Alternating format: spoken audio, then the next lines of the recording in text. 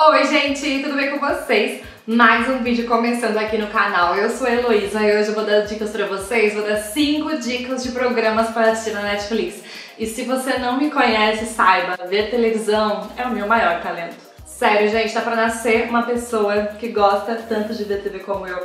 Eu gosto tanto de ver TV que eu não vejo só Netflix. Eu gosto de ver TV a cabo, que eu sei que é uma coisa super retrô, que mais ninguém valoriza, todo mundo cancela, mas eu não consigo, porque eu amo muito. Eu gosto de ver Fantástico, gosto de ver Ana Maria Braga, gosto de ver até Jornal Nacional, de tanto que eu gosto de ver televisão. Então hoje eu queria dar dicas pra vocês de 5 programas, assim, não vou dar de TV a cabo, apesar de eu amar muito ter inúmeros programas de TV a cabo pra indicar pra vocês. Vou dar na Netflix, porque Netflix é uma coisa mais acessível, né? Quase todo mundo tem. E quem não tem, pega a senha emprestada de quem tem, que eu sei que mais ou menos assim funciona. Então vamos lá, vamos à primeira dica. Essa dica, pra quem é inscrito no meu canal, já me viu falando sobre isso lá na aba comunidade, que é a aba que eu tô amando usar pra conversar com vocês, deixar perguntinhas, deixar enquetes, coisas assim, me elucida muito sobre os conteúdos que eu trago aqui pro canal. Aliás, se você não é inscrito no meu canal, você super poderia se inscrever e poderia dar um like nesse vídeo, gente, porque eu ia ficar, tipo, bem feliz mesmo, assim. Mas o mais importante disso é que você precisa assistir Agretsuko. Eu fico assim, eu sei que é difícil falar Agretsuko, mas eu acho que é Agretsuko que fala, porque é uma parada, tipo, de Retsuko, que é o nome da personagem, que é uma pandinha, com agressivo, assim, em inglês, então eu acho que deve ser Agretsuko que fala, mas se eu estiver errada, você pode me corrigir nos comentários, porque eu ainda não ouvi, eu acho, o áudio em japonês falando Agretsuko, não sei. Mas é um desenho animado da Sanrio, gente, sabe a Sanrio que fez a Hello Kitty, que faz vários daqueles personagens que a gente acha uma gracinha? Então, eles lançaram esse desenho novo, já tem mais ou menos um ano. Antes, no Japão, passava às vezes em alguns intervalos e tinha na internet vários episódios bem curtinhos, assim, tipo 1 minuto de episódio desse desenho. E daí agora a Sanrio fez episódios maiores que estão na Netflix pra gente assistir. E sério, eles são muito viciantes, assim, a história é bem simples, assim, a Retsuko, ela é uma panda que, assim, ela tem muitos sonhos, assim como todos os japoneses, muito fofos. E daí ela consegue um emprego, que é um emprego que ela queria muito, que era trabalhar numa empresa, assim. Lá no Japão existe muito essa coisa de trabalhar em empresa, sabe? Funcionário de escritório, que é até uma das primeiras coisas que você aprende quando você está estudando japonês, é poder denominar, assim, esses funcionários de escritório. E é uma parada que ela queria muito. E daí, quando ela começa a trabalhar, ela vê que na verdade é muito cansativo e que é uma coisa que suga bastante, assim, a vida dos japoneses. E é muito doido porque, assim, a vida dela parece muito com a nossa vida, né? Tipo, tudo bem que a minha vida agora não posso falar que é igual a dela, porque, né, eu trabalho de casa, fazendo conteúdos e é muito legal. Mas quando eu trabalhava fora, era bem parecida com a dela, ou seja, ela tem um chefe meio babaca, assim, que é super abusivo, sabe? Ela tem, assim, uma pessoa que não é chefe dela, mas é, tipo, um cargo superior que o dela, que fica mandando nela e humilhando ela e passando todo o trabalho que a pessoa deveria fazer pra ela. Daí tem, assim, os coleguinhas de trabalho dela que são mais discretos, tem um crush no trabalho, tem as pessoas do trabalho, assim, da empresa, que ela não se relaciona, mas ela acha as pessoas o máximo. E tem um personagem que eu acho muito engraçado, que eu não vou lembrar o nome dele agora, mas é tipo o fofoqueiro do trabalho, sabe? Tipo a pessoa da fofoca. E é muito engraçado, gente, sério. É muito engraçado porque você vai assistindo o desenho e você super lembra de pessoas da sua vida que se encaixam naqueles papéis, assim, é bem realista. E ela é, assim, uma funcionária, apesar de essas coisas todas serem bem chatas, ela é super responsável, ela é muito esforçada, mas aí quando ela chega no limite dela, ela tem um hobby, que é cantar no karaokê, né? Muito japonês vai no karaokê pra relaxar, pra tomar drinks. Ela sempre vai, ela vai sozinha, que é o segredo dela, porque ela canta heavy metal, gente, daí é muito maravilhoso, que é uma panda muito fofa da Sanrio, que ela canta heavy metal e as letras do heavy metal do karaokê dela sempre tem a ver com o dia no trabalho dela, assim, é um desabafo mesmo. E é muito engraçado, assim, tem várias situações legais, assim, tem, com o passar dos episódios, tem várias coisas que você pensa um pouco na cultura japonesa, mas no fim das contas não é sobre a cultura japonesa, é sobre como os adultos trabalham, de como eles se ferram nesse processo, como é difícil para todo mundo pagar os boletos, como todo mundo tem sonhos e não sabem se são bons propósitos, é bem interessante. mas é bem divertido, assim. Não vou falar pra vocês que eu dei risada em todos os episódios, que mais pro fim vai ficando mais reflexivo só. Mas, gente, assim, nos primeiros episódios, conforme você vai conhecendo os personagens, eu ria como há bastante tempo eu não dava risada vendo TV, então eu espero que vocês gostem. Bom, gente, a segunda dica que eu quero dar pra vocês não tem nada a ver com a primeira. É uma série da Netflix, que não é da Netflix, na verdade, é uma série inglesa, mas que agora está disponível na Netflix, que chama The Undateables. E, assim, por esse título eu fiquei, assim, meio com a pulga atrás da orelha de primeira, não vou mentir. Porque ela é sobre pessoas que têm necessidades especiais e que procuram, assim, essas agências de namoro, sabe? Pessoas que, assim, que precisam contratar profissionais para conectar elas com outras pessoas porque elas querem namorar, elas querem casar, elas querem ter relacionamentos, mas elas não estão conseguindo, assim, no seu dia a dia realizar essa vontade, assim. Eu fiquei um pouco curiosa, assim, porque o nome diz que são pessoas, assim, que são pessoas, tipo, porque date, não sei, a tradução seria um encontro, daí seriam pessoas, assim, que não vão ter encontros, não podem ter encontros, não são dignas de encontros, assim, a tradução. Daí eu fiquei, assim, achei muito agressivo, achei que poderia ser uma coisa um pouco degradante, então, assim, que eu fui assistir curiosa, mas meio, tipo, não sei se vou gostar. Talvez não ache uma coisa super ética, mas no fim é muito interessante, assim, traz muitas reflexões. Assim, no exterior eu não sei, sinceramente, talvez aqui no Brasil tenha isso, mas eu não sei. Mas no exterior é um pouco comum, né, essas agências de relacionamentos. Eu tinha um reality show que eram pessoas muito ricas, e elas queriam encontrar outras pessoas muito ricas, mas com interesses como os delas. E elas iam nessas agências, e daí as pessoas meio que trabalham fazem entrevistas e ficam procurando pessoas assim que dariam certo com você, que eles acham que vale a pena você ir no encontro, que você pode ter um relacionamento próspero com essa pessoa.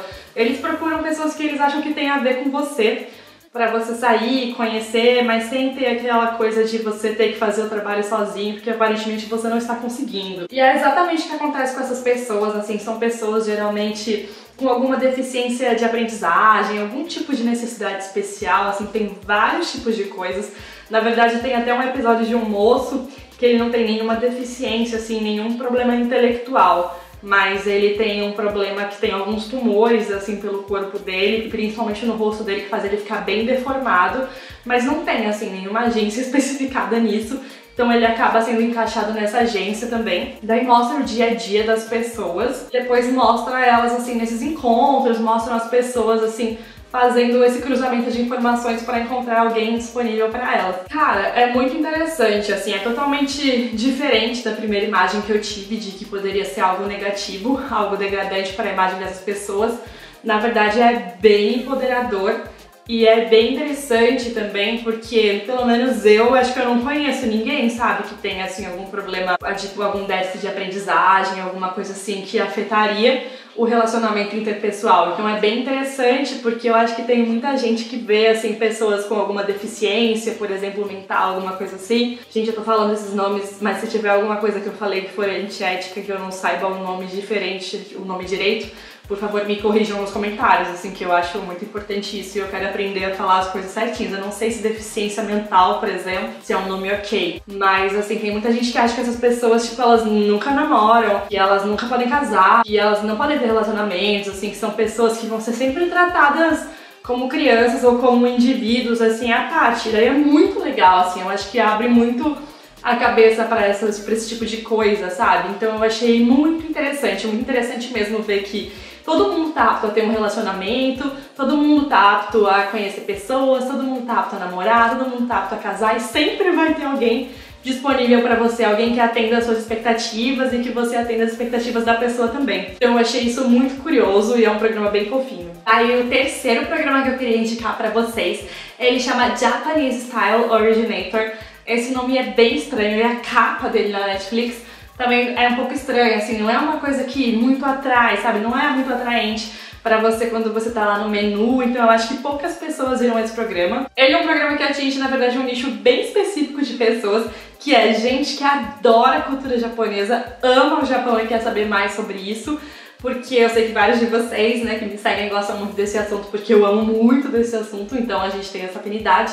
E na verdade é um programa que eu acho que ele em algum momento deve ter passado na televisão japonesa, porque assim são quadros bem curtos, assim, que cada programa tem um tema, mas ele explica várias coisas sobre a cultura japonesa, sabe? Tipo, como é fabricado o tofu, qual é o jeito correto de comer sushi, daí tem umas coisas de etiqueta e é muito legal, assim, que eu acho bacana ter alguns momentos que ele faz tipo um quiz rapidinho com você, e às vezes ele faz esse quiz também com pessoas que, tipo, são japonesas, pra ver se eles acertam ou se eles erram, e é legal que, assim, a cultura japonesa é tão complexa que às vezes os próprios japoneses acabam errando sobre uma coisa ou outra, principalmente as coisas de etiqueta, assim, eu não sei, eu gosto muito de etiqueta, sei que é um hobby meio estranho, ler e pesquisar sobre etiqueta, porque eu acho que as pessoas hoje em dia não existe mais exatamente um código, né, pra isso, assim, vale o bom senso, mas as coisas estão sempre mudando, acho que hoje em dia as pessoas são mais flexíveis sobre isso. Mas eu lembro que quando eu era pequena,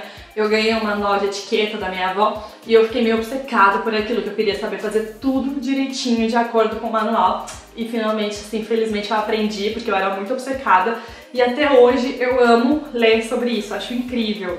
E daí esse programa ensina muito sobre a etiqueta japonesa, mas ao mesmo tempo ele também ensina muitas coisas, assim, sobre cultura mesmo.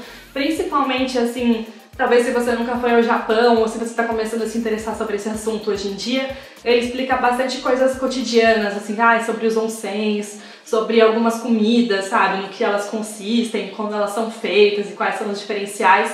Então é bem legal, assim, na verdade é quase uma aulinha, assim, de cultura.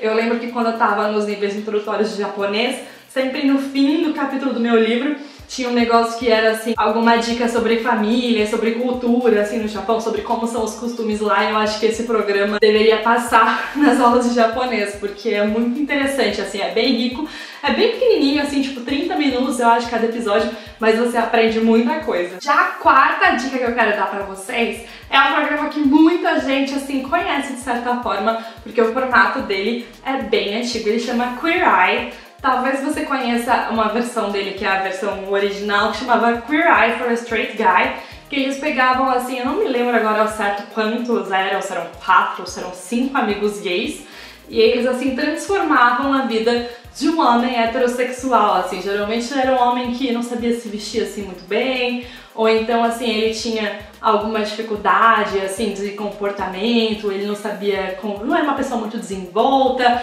mas eu lembro que girava muito em torno de roupa, assim, de look, sabe? Era uma coisa bem lifestyle, mas, assim, algo um pouco mais superficial. Esse era um programa que, gente, ele era muito famoso quando ele passava na TV, assim, muito famoso mesmo.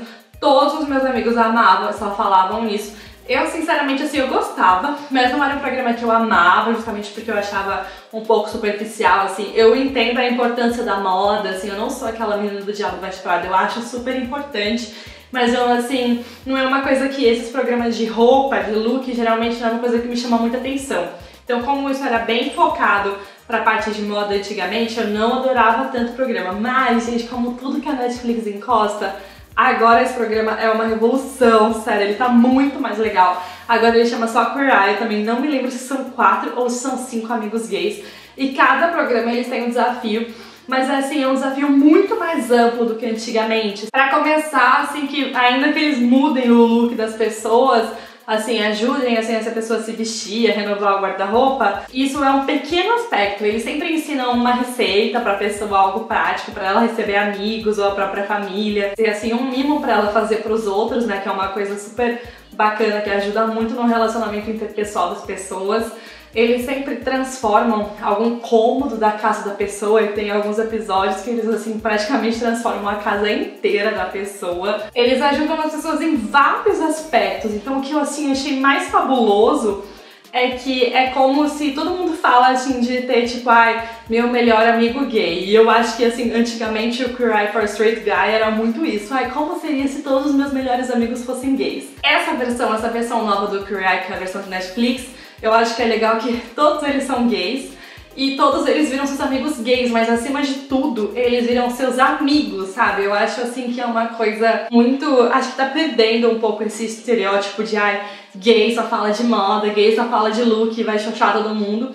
E tá passando aquela parada, tipo, não, gente, todo mundo é amigo, independente da sua orientação sexual, todo mundo pode super se apoiar, super se empoderar. E eu acho que é muito emocionante esse programa na Netflix, justamente por causa disso, que você vai ver, assim, pessoas que, de certa forma, assim, até tem uma formação homofóbica, você vê pessoas que, assim, realmente são muito sozinhas, sabe? Pessoas que acabam se fechando depois de passarem por situações desagradáveis na vida e decepções. Então são pessoas que realmente não têm amigos. São várias ocasiões, mas, assim, todos os programas são emocionantes de certa forma, porque eles te fazem perceber, assim, como ter um grupo de apoio, como ter amigos que se importam com você, e como se importar com o próximo, independente dele ser gay, independente dele ser velho, dele ser rico, não importa, como você fazer algo pro próximo, assim, tipo, cultivar a vida de uma pessoa faz ela feliz, e isso é muito instantâneo, assim, você vê, assim, no episódio o desenvolver mesmo do ser humano quando ele tem um apoio. Então eu achei, assim, isso muito incrível, e é por isso que eu queria indicar pra vocês, porque ainda que tenha ficado bem famosinho, eu vi algumas pessoas comentando que não estavam empolgadas pra assistir, porque assim como eu, achavam a outra versão, assim, um pouco superficial e imaginaram que era algo do tipo. Mas, gente, não é nada do tipo.